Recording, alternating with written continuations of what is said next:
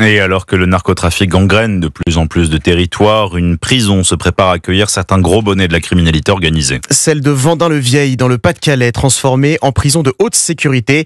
Après 2 mois de travaux, tout est prêt pour accueillir à partir de cette semaine les 100 détenus les plus dangereux du pays, parmi lesquels un certain Mohamed Amra. Maximilien Carlier a pu visiter en avant-première cet établissement nouvelle génération pour Europe 1. Un filet anti-hélicoptère, 4 miradors et des murs d'enceinte de 12 mètres de haut, l'équivalent d'un immeuble de 4 étages. Voilà à quoi ressemble la prison de haute sécurité de Vendin-le-Vieil. À l'intérieur, des cellules de 12 mètres carrés, toilettes, douches, lits et une grille accrochée aux fenêtres afin d'empêcher les échanges entre narcotrafiquants.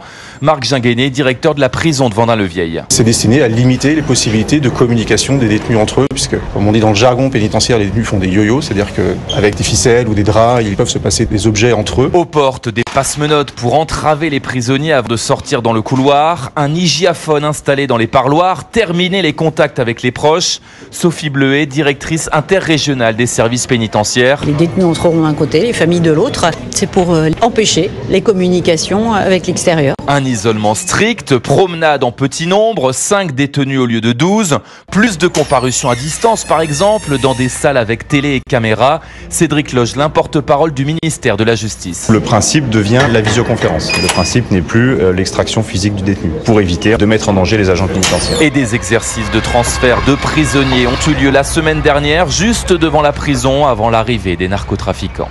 À Vendin-le-Vieil, Maximilien Carlier, Europe 1. Alors,